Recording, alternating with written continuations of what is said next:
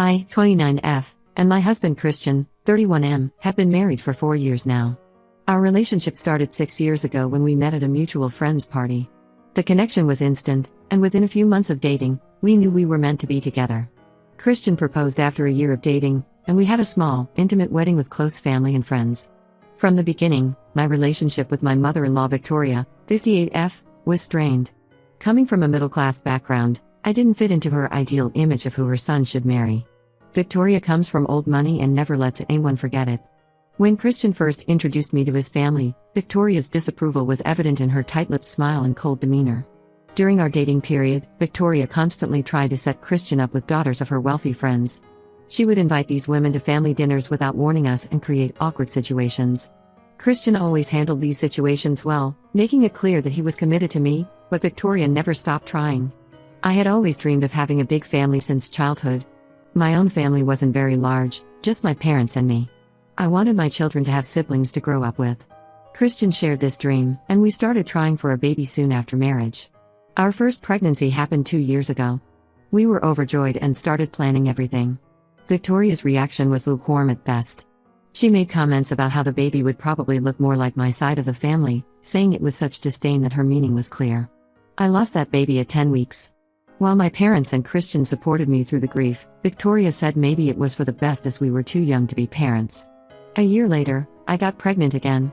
This time, we waited longer to tell anyone. When we finally shared the news at 12 weeks, Victoria's first response was to ask if we were sure this one would stick. I lost that baby too, at 14 weeks. Victoria told everyone who would listen that miscarriages usually happen when something's wrong with the mother. Recently, we discovered that conceiving again would be extremely difficult for me due to some medical issues. This news devastated us, but Christian assured me that we would find a way to have our family, whether through medical intervention, adoption, or whatever path felt right for us. My sister-in-law Heidi, 27F, announced her pregnancy 3 months ago. She had married Tom, 32M, last year in a lavish ceremony that Victoria spent months planning. Tom comes from a wealthy family like them, making him the perfect addition to their family in Victoria's eyes. Since Heidi's announcement, Victoria has been unbearable. She constantly talks about her first grandchild, emphasizing the word first while looking at me. She sends me articles about adoption horror stories and tells Christian he should think about his future. Last week, Victoria invited me to Heidi's baby shower. Christian had an important business meeting and couldn't attend. I was hesitant given Victoria's behavior, but Christian thought his mother might be trying to include me in family events. He suggested I go and try to maintain peace. Victoria's mansion was decorated like something out of a magazine. Everything was pink and gold, from the balloon arches to the flower arrangements. The food was catered by an expensive local restaurant, and there was even a professional photographer. From the moment I arrived, Victoria made sure I felt unwelcome. She seated me at the furthest table, away from family members. During the games, she announced that I shouldn't touch any baby items as some people bring bad energy. When other guests looked confused, she explained how unfortunate it was that some women just aren't meant to be mothers. Throughout the event, Victoria kept making comments about good breeding and strong family genes. She would touch Heidi's belly and say how the baby was already showing signs of the family's superior genetics. The breaking point came during the gift opening ceremony. Victoria stood up to make what she called an important announcement. She started by talking about how blessed she was to have a daughter who could give her grandchildren. Then she looked directly at me and said that certain people brought misfortune wherever they went, and she wouldn't let my bad omen affect her grandchild. She went on to say that in her culture, she's not even from a different culture, women who couldn't have children were considered bad luck. She suggested I stay away from Heidi for the remainder of her pregnancy. Some guests looked uncomfortable, but others nodded along, probably not wanting to contradict their wealthy friend. Heidi sat there with a smug smile, rubbing her belly protectively whenever she looked my way. Not a single person spoke up in my defense. I grabbed my purse and walked out, but Victoria followed me to the door.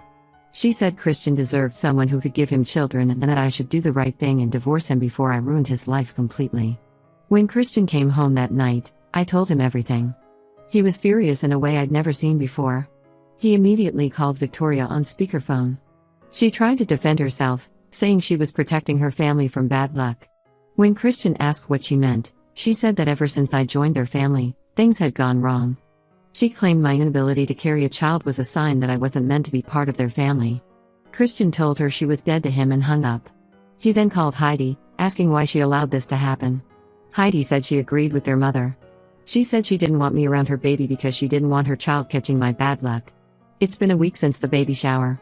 Christian has blocked his mother and sister's numbers. Victoria keeps trying to reach him through different numbers and social media accounts. Extended family members have been calling us, saying we're being too harsh and that Victoria was just being protective of her pregnant daughter. I feel guilty that Christian had to cut ties with his family because of me, but he says I have nothing to feel guilty about. He says he's ashamed it took him this long to see his mother's true colors. Should I have just sucked it up and stayed at the shower? Was I wrong to tell Christian what happened? Update 1 first, I want to thank everyone who commented on my last post. Your support helped me realize I wasn't overreacting to Victoria's behavior. The past 2 weeks have been a roller coaster of emotions with some unexpected developments. The biggest news first, I'm pregnant. I still can't believe it when I say it. It happened naturally, which shocked us given what the doctors had told us. I first suspected something when I started feeling unusually tired. I ignored it initially, thinking it was stress from everything that happened at the baby shower. But then I realized I was late. I bought a pregnancy test on my way home from work but was too scared to take it. The test sat in my bathroom cabinet for 2 days before I finally gathered the courage. When I saw the positive result, I burst into tears. I immediately bought 5 more tests of different brands and took them all. They were all positive. Christian was still asleep when I took the tests. It was 5 a.m., I couldn't sleep from anxiety. I woke him up crying, and he panicked thinking something was wrong. When I showed him the tests, he just sat there staring at them for what felt like hours. Then he started crying too. We spent the morning holding each other, scared to be too happy but unable to contain our joy. We called my doctor's office as soon as they opened and got an emergency appointment. The doctor confirmed the pregnancy and said while it was still very early, everything looked good. She's monitoring me closely given my history. We're being cautiously optimistic but trying not to get too excited yet. Now for the other shocking development, Tom discovered he's not the father of Heidi's baby. He called Christian yesterday, completely broken. Apparently, he had been suspicious for a while. Heidi had been acting strange, constantly guarding her phone and making excuses to go out alone. He found some suspicious text messages a month ago but Heidi convinced him she was just venting to an old friend about pregnancy stress. Tom secretly did a paternity test using a home kit. When it showed he wasn't the father, he had it done professionally to be sure. Both tests confirmed he wasn't the baby's father. When he confronted Heidi, she broke down and admitted she had been sleeping with her ex-boyfriend throughout their marriage. The ex was her college boyfriend whom her mother had deemed unsuitable due to his lack of wealth. Victoria's reaction to this news was mind-boggling. Instead of acknowledging her daughter's infidelity, she somehow blamed me. She's telling everyone that my negative energy corrupted their perfect family. She claims that ever since I entered their lives, I brought nothing but misfortune. She even suggested that my bad karma somehow made Heidi stray from her marriage. Heidi called me crying yesterday. She admitted that she only supported Victoria's behavior at the baby shower because she was feeling guilty about her own actions. She thought if everyone was focused on me being the bad person in the family, no one would notice her suspicious behavior.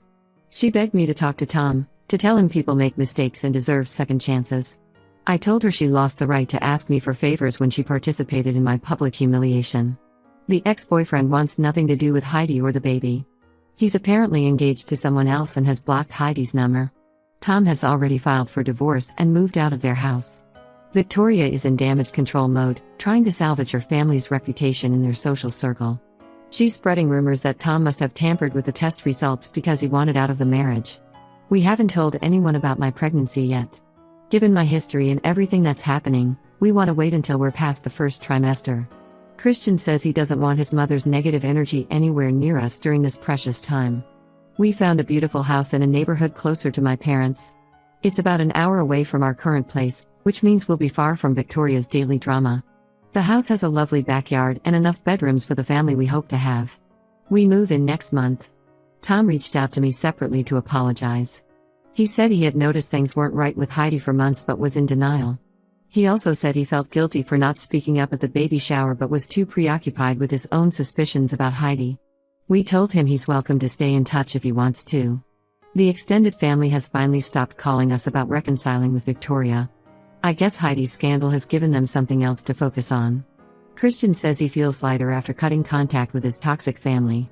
He admitted he always knew his mother's behavior was wrong but was conditioned to accept it as normal. I'll update again when there are more developments. For now, we're focusing on staying stress-free and healthy for our baby.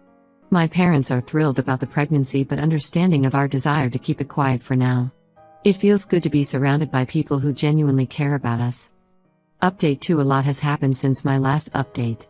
The most positive news is that I've successfully completed my first trimester. All our tests came back normal, and according to our doctor, the baby is developing perfectly. Christian attends every appointment and tears up every time we hear the heartbeat. We found out we're having a girl, and we couldn't be happier. Unfortunately, our peaceful bubble burst when Victoria found out about my pregnancy. One of the nurses at my doctor's office turned out to be friends with her and broke patient confidentiality by telling her about my regular appointments. We filed a complaint against the nurse, and the hospital is investigating the breach. Victoria showed up at our new house last week. Fortunately, I was at work, but Christian was working from home that day. According to him, she was crying and begging for forgiveness. She claimed she had changed and realized her mistakes. She brought expensive baby gifts and said she had a right to be part of her grandchild's life. Christian didn't let her inside the house. He told her that her behavior at the baby shower had shown her true character and we couldn't trust her to change. Victoria became hysterical, saying she had already lost Heidi and couldn't bear to lose her son too. Speaking of Heidi, her divorce was finalized last month. Tom got to keep their house and most assets since he had proof of her infidelity. She moved back in with Victoria as she had nowhere else to go. Her ex-boyfriend blocked her on everything when she tried to demand child support. She's 7 months pregnant now and struggling with the reality of being a single mother. Victoria has been telling everyone in their social circle that I use black magic to curse their family. She claims I cast spells to steal Heidi's marital happiness and transfer her good pregnancy fortune to myself. The ridiculous part is that some of their wealthy friends actually believe this nonsense. Christian finally snapped after hearing about these rumors. He sent a detailed message to the entire family along with evidence of Victoria's behavior over the years. He attached screenshots of all her cruel messages about my miscarriages, including ones where she suggested he leave me for someone more fertile. He also included recent messages where she accused me of practicing black magic. The family's reaction was mixed. Many were shocked to see Victoria's true face. His Aunt Maria, who had previously always defended Victoria, called us crying with apologies. She said she had no idea about the horrible messages and couldn't believe her sister could be so cruel. Heidi reached out again last week. Her pregnancy has been difficult, and she said she finally understands the fear and anxiety I went through with my miscarriages. She asked if we could meet and talk things through. She said being abandoned by her ex made her realize how wrong she was to treat me badly. Christian said it's entirely my decision, but I'm not ready to forgive her yet. We've hired a lawyer to address Victoria's black magic accusations. The lawyer sent her a cease and desist letter, warning that we'll sue for defamation if she continues spreading these malicious rumors. Victoria's response was to tell everyone that this legal threat proves I'm evil. On a happier note, Christian and I have started preparing the nursery. We chose a woodland theme with soft greens and yellows. My parents visit every weekend to help with the painting and assembly of furniture. My mom has been teaching me her family recipes, saying my daughter needs to grow up eating her grandmother's cooking. Despite everything, this pregnancy has been a blessing. Every kick and movement reminds me that sometimes happiness comes when you least expect it. Christian says our daughter is already showing her strength by coming to us against all odds. Update 3: This will be my final update. Our beautiful baby girl, Emma, was born last week after 38 weeks of pregnancy. Despite all the stress and anxiety, the delivery went smoothly. Christian cried more than the baby when he first held her. We're both completely in love with our little miracle. Victoria tried to force her way into the maternity ward. Apparently, she had been checking local hospitals daily since my due date approached. When she found out I was admitted, she rushed to the hospital claiming to be my mother. Thankfully, we had provided the staff with strict instructions about visitors. They stopped her at the reception, but she caused a huge scene. She started screaming about grandmother's rights and how we were cruel to keep her from her grandchild. Security had to physically escort her out when she tried to run past them toward the maternity ward. The hospital staff suggested we get a restraining order, which our lawyer is now processing. Heidi gave birth 2 months ago to a baby boy. Her ex-boyfriend showed up at the hospital, but only because his fiancée convinced him to take a paternity test. Once it confirmed he was the father, he made it clear he only wanted minimal involvement, just child support and occasional visits. Heidi was devastated as she had hoped he would leave his fiancée for her. Living with Victoria isn't working out well for Heidi. According to family members, Victoria constantly criticizes her parenting and reminds her how she brought shame to the family. Heidi sent us a long email apologizing for everything and asking for support, saying she feels depressed and alone. We haven't responded yet. The black magic rumors finally stopped after our lawyers sent Victorian notices to all the family friends she had spread these stories to. Most of them have distanced themselves from her, not wanting to be involved in potential legal troubles. Her social standing has taken a massive hit. Christian recently got promoted to regional manager, but it requires us to relocate to Arizona. We see this as perfect timing. The distance will make it easier to maintain our no-contact policy with Victoria, and we can give Emma a fresh start away from all this drama. My parents are sad about us moving but understand it's for the best. They've already planned monthly visits and set up a nursery in their house for when we visit. Christian says he wishes he had parents like mine growing up. We want Emma to know what genuine family love looks like.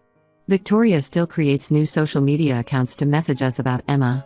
She posts about being an alienated grandmother and how cruel we are to keep her from her only grandchild. We document everything for the restraining order case but otherwise ignore her attempts at contact. Looking back at the baby shower incident, I realize it was a blessing in disguise. It finally showed Christian how toxic his family was and gave us the push we needed to break free. Sometimes the hardest paths lead to the best destinations. Tom moved to New York and is doing well.